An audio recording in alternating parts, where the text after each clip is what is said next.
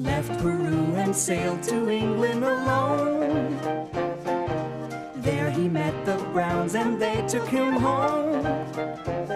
Now a new life has begun. He's Windsor Garden's favorite son, 'cause he always does his best to help everyone.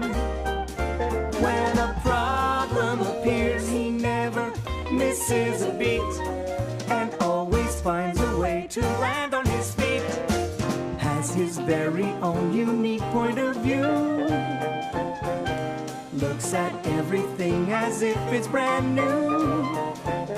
He is friendly and polite, and he tries to do things right, but he gets in sticky messes just the same. He's curious and speaks his mind, but trouble's never far behind. It's Paddington Bear, he's one of a kind. I'm Paddington Bear. Dear Aunt Lucy, today Mr. Gruber is taking Judy, Jonathan and me to visit my first stately home. I don't know what a stately home is, but it sounds very important. So I decided to give my Wellington boots a good shine. Come and see, Paddington. Mr. Gruber wants to show us a brochure. Show us a brochure? But I thought he was going to show us a stately home. And so I am, Mr. Brown. Today we are going to Luckham House. Like other stately homes, it's very expensive to run, so the owner, Lord Luckham, opens it to the public. There are regular concerts, a souvenir shop, and one surprise feature which Mr. Brown will particularly enjoy. Lord Luckham lived in a very big house. I hope Jonathan and Judy wouldn't get lost during the tour. Welcome to Luckham House. I am Lord Luckham, your host and tour guide. The tour will start shortly. Ah, Miss Brodie, thank you for coming. I hope the readers of the London Daily Globe will enjoy a story about my stately home. I hope so, Lord Luckham. I will try and make it as interesting as possible. So, this is the surprise feature, Mr. Gruber. A restaurant. Haha, but not just any restaurant, Mr. Brown. Their Beef Wellington is famous. What's Beef Wellington? A delicious dish. Just you wait and see. I think we'll all have it. Pardon me, Mr. Gruber would like to order Beef Wellington for 4. I'm sorry, sir, but I'm not a waitress. I'm a reporter for the London Daily Globe. Oh, well, in that case, I expect they would like to know about the Beef Wellington. Mr. Gruber says it's very famous.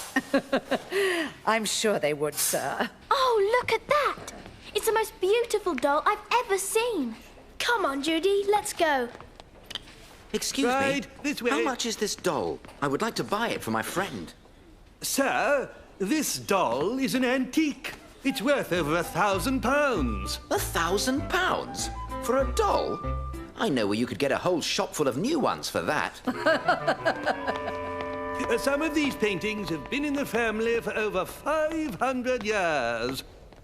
And this is Edward, the 10th Lord Luckham. He looks just like the 9th Lord Luckham, except his beard is shorter. We Luckhams have always tried to look our best. This way, please, to the library.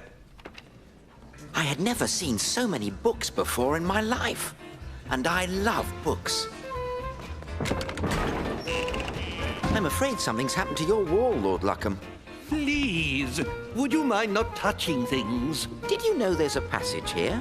Of course I did. It's a secret one. It leads to the armory, which we'll see later. Secret passage to the armory. Come along, everyone.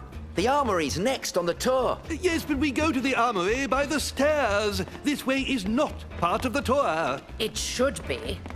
Oh. I must say, this tour of Mr. Gruber's is very good value. Oh! Yes. Well, this is the armory. What are you doing? Helping you with your passageways, Lord Luckham. It's the other arm that opens it. You see? And that leads to the Queen's bedroom. What a wonderful tour. It didn't say anything about secret passageways in the brochure. Trust Paddington to discover all the fun parts. Now, this chamber has remained virtually unchanged since Queen Elizabeth I spent a night here while on a journey to York. Mrs. Bird will be pleased to see she made the bed afterwards. Queen Elizabeth died 400 years ago. I hope they've changed the sheets. Right, this way, ladies and gentlemen. There's much more to see. What's wrong? Can't we take the secret passageway? Which secret passageway? I'm sure there's one here somewhere. This isn't part of the tour either. In a few minutes, we'll be presenting a musical concert for your entertainment. Afterwards, dinner will be served. The quartet is going to play my favorite, Mozart.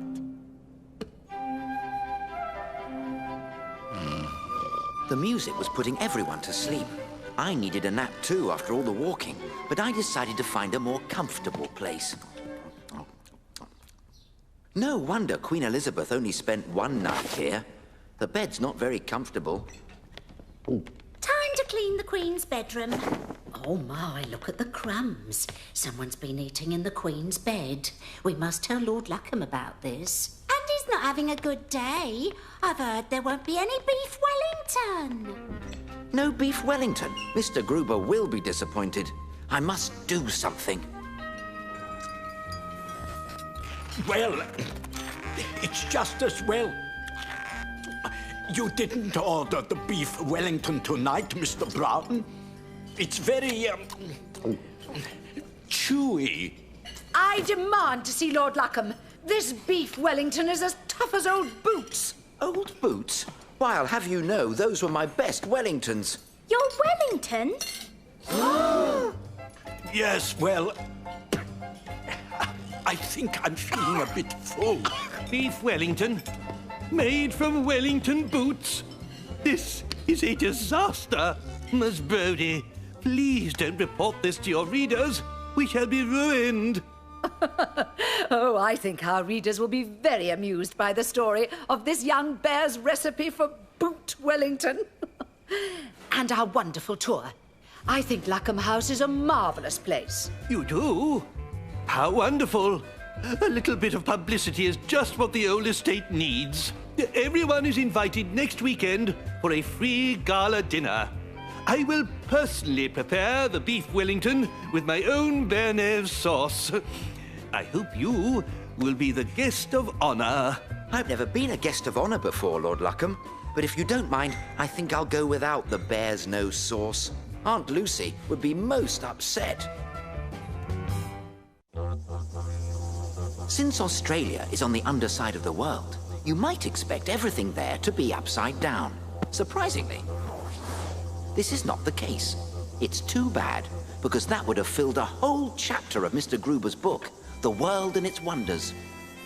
Mr. Brown, I'd like you to meet an old friend of mine, Jim Atkins.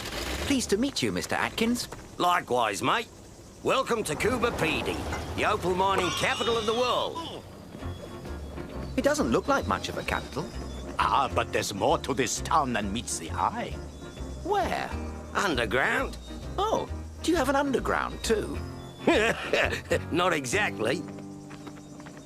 I was soon to see just what kind of underground Coober Pedy had. Now, this is what I would call down under. These tunnels used to be opal mines. Then people started moving down here to get out of the desert heat. This is just the sort of thing I need for my book. What are these? Those are opals. 95% of the world's precious opals come from this area. Look at that one. That's the Andamuka Queen, one of the biggest opals ever found. It would make a nice present for my Aunt Lucy. How much is it? Probably about 50,000. 50,000? Careful now, Mr. Brown. I had no idea opals were so valuable. The people who mine them must be very rich. Some of them are. Like the fella who sold me my claim. He's the one who found the Andamuka Queen. But I haven't found anything yet. We went to the hotel to check in, and like everything else in Coober Pedy, it was underground. The truth is, if I don't find any opals soon, I'm gonna have to pack it in and leave. Don't worry, Jim. Tomorrow we'll visit your claim and we'll help you find the biggest opals ever. You can count on Mr. Brown and me. That night, I couldn't sleep. I kept thinking about all the opals just lying in the ground waiting to be found. I decided to practice my opal mining technique. Mr. Atkins said that the whole town used to be old mines. I was hoping someone had missed a few spots.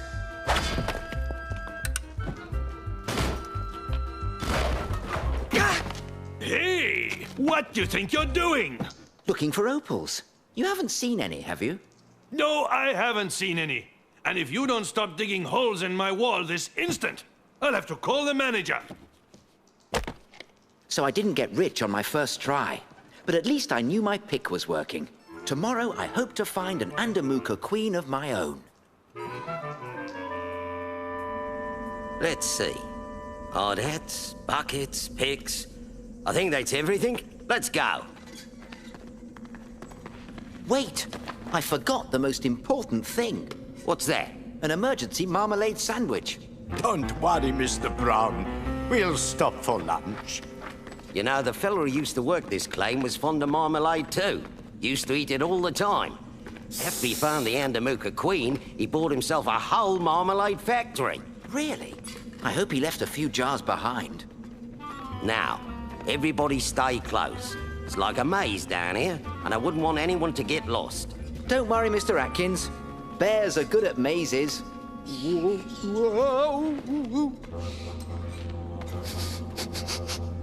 know something? I really think I smell marmalade. Do you, Mr. Atkins? Mr. Gruber? Anybody? Yes! Yes! Hello! Hello! Here I am! Here I am! Well, I guess whoever it was playing games, so I decided to do the only thing I could do. Follow the smell of marmalade. Well, this is the last bit of my claim to explore. I've been everywhere else, and the walls are solid granite. No way through that. Oh, no. We seem to have lost Mr. Brown.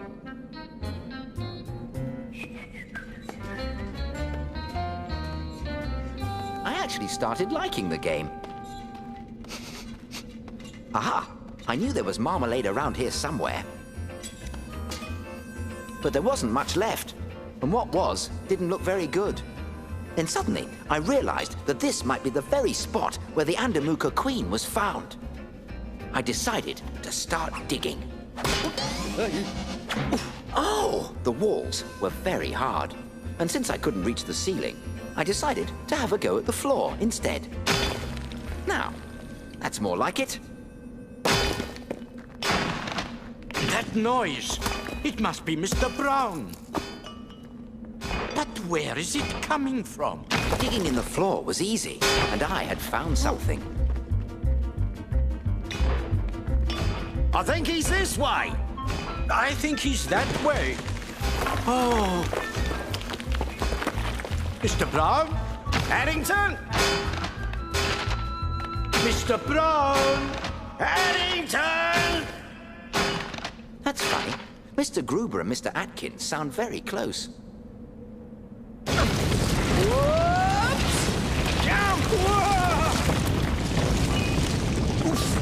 Mr. Brown, are you all right?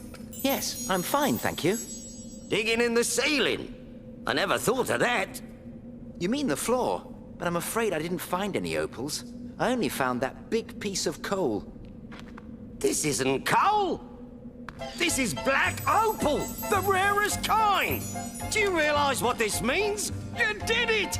You found my strike! Well done, Mr. Brown. This will make a fine chapter in my book.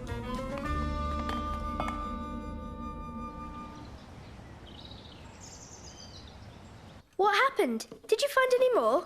Oh, yes. We found quite a few smaller black opals that day. Mr. Atkins wanted to give me a share of the strike, but I said it should go to Mr. Gruber to help pay for all the trips we've taken together. Oh, but then you don't have a souvenir of your trip. Oh, yes, I do. I think I may take up mining. Oh! Do you think Mr. Brown will mind if I have a go in the garden? Thank you for lending a hand in the shop, Mr. Brown. You're welcome, Mr. Gruber. My antiques are very popular with American tourists over here for their holidays, and dealers come to buy up as much stock as possible. Perhaps they'd help with the lifting. Oh! Phew. Thank you, Mr. Gruber. You know, it's good to have someone with a knowledge of antiques to help me out during the busy season. A bear with an eye for a bargain is worth his weight in gold. I don't need to tell you, it's a rare early spode. One with a chip in it, too. I haven't had time to mend it. I've been so busy. May I do it for you, Mr. Gruber? Bears are good at mending things.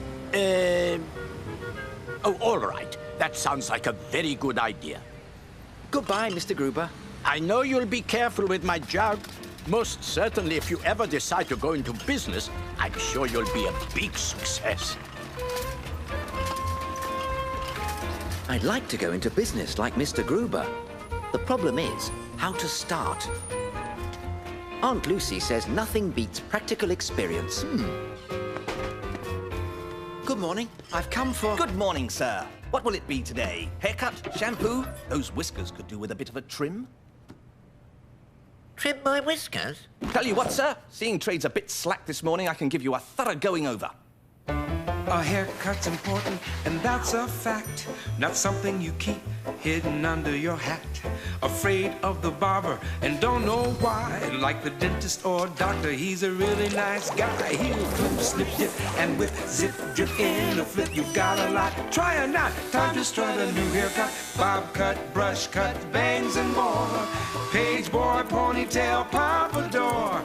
Swirls and curls, they're all amazing. So many styles, it's simply hair raising. The barber's there to show hair don'ts and hairdos. It doesn't really matter what style you choose, cause it's hair today and gone tomorrow. Hair today and gone tomorrow. So, what will it be? I'd rather not have a haircut, thank you very much. I've come about the... job. You're not a very good advertisement. It's a tough business learning to cut. I don't like the sound of that, but I do want to learn. Oh, you'll learn all right. You'll be on your feet all day, sweeping and running errands and having to talk about the weather all the time. I do enjoy a challenge. And just think, with an assistant, you'd be able to put your feet up. I can only afford to pay you, £5? That's more than Mr. Brown gives me for bun money. Done then. Mind you, it's only on a trial basis while I go next door for a tea break. Thank you very much, Mr. Sloop. You can count on me. You can start by giving the shop a going over. Only mind the scissors. Don't go nicking your paws. Don't want bear's blood all over the place. It'll give the shop a bad name. Who knows? If it works out, I might even let you have a go with the clippers. If only Aunt Lucy could see me now. I was sure to enjoy working in Mr. Sloop's shop. There was so much to do and so much to learn. Hello? Hello. Hey, Charlie. What's a guy gotta do to get some service around here? I'm not Charlie. I'm Paddington Brown. You need Mr. Sloop. I need a haircut. Just a little off the sides and nothing off the top. Okay, buddy? Charlie. Buddy. I wish he'd make up his mind. Hey! Is this a barber shop or isn't it? That's right. Then make it snappy. Get me one of them relaxing hot towels while you're at it so I can unwind. I've been on my feet for a week now. I'm busy buying up. Excuse me. Are you all right in there? Yes. Just a little off the sides, Charlie. Oh. I think I should have asked for my £5 in advance. Mr. Sloop must have a bottle of something to put things right. Just the thing. Dr. Spooner's Quick Action Magic Hair Restorer. Say, are you just about done? What's taking so long? It doesn't seem to be working very fast. What was I going to do?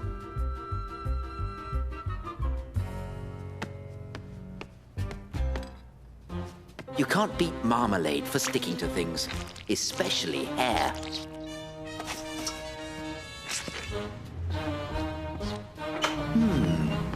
What do you think you are doing? I've only been gone a few minutes. You're fired. Ah! What happened to my hair? Do you work here? Not anymore. This is Mr. Sloop's barber shop. Say, Sloop, what kind of place are you running here? I do apologize, sir. Good help is so hard to find. I only came in for a trim. I'm terribly sorry. Hey, hold it right there, Charlie. What's that you got? Look out! That's Mr. Gruber's spode. Imagine finding a genuine piece of spode in a barber shop. I've searched through practically every antique shop in town, hoping to strike it lucky. You must have missed Mr. Gruber's shop then. He's got lots more where that one came from. Mr. Sloop, what say I pay this young bear's wage? He's been quite a help, despite my new haircut. Nice doing business with you, Mr. Gruber. Oh, they're gonna love this stuff back home. You keep that little fella around. He's got a good head for business. I think it's time for some cocoa, Mr. Gruber. Being in business is thirsty work. Certainly, Mr. Brown. I'd say you've earned it.